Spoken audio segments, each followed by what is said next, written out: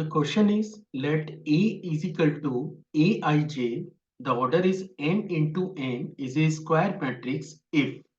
तो हमें ये क्वेश्चन सॉल्व करना है। क्वेश्चन में ये पूछा गया है कि आपके पास एक स्क्वायर मैट्रिक्स है जिसका ऑर्डर है m इंटू n।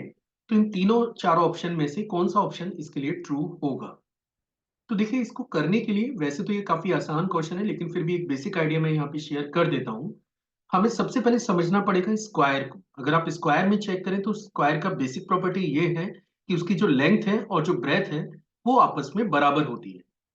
अब आपको इमेजिन करनी चाहिए वो सारे मैट्रिक्स जिसमें लेंथ और ब्रेथ लगभग आपको सेम नजर आए। जैसे फॉर एग्जांपल आप यहाँ पे देख सकते हैं कि सपोज मैं एक मैट्रिक्स का फॉर्मेशन करूं जिसमें A11, A12, this is A21 और A22, ये चार एंट्रीज आपको नजर आ रही है। तो यहाँ पे एक फील आता है कि जितना इसका लेंथ है उतना ही इसका ब्रेथ भी है। आप ऐसे इसको समझ सकते हैं, मींस जितने इसके रो में एंट्रीज मौजूद हैं उतनी ही इसमें कॉलम में भी एंट्रीज मौजूद हैं। तो अगर मैं ऑर्डर की बात करूं तो इसका ऑर्डर है 2 into 2। या फिर आप सिंपली एक सिंगल एंट्री भी लिख सकते थे, डेट इज A11। यहाँ पे इसका ऑर्डर है 1 into 1।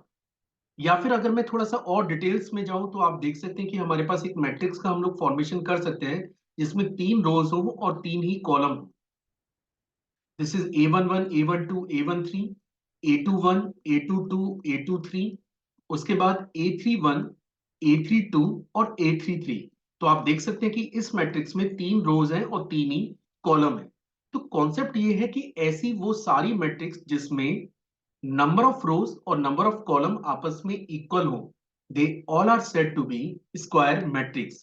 तो इस क्वेश्चन में आप देख सकते हैं कि अगर उसका ऑर्डर m इंटू एन है, अगर m इंटू एन है और अगर आप उसे स्क्वायर मैट्रिक्स में कन्वर्ट करने जा रहे हैं तो फिर m की वैल्यू एग्जैक्टली n के बराबर होनी चाहिए। So the answer for the given question is C.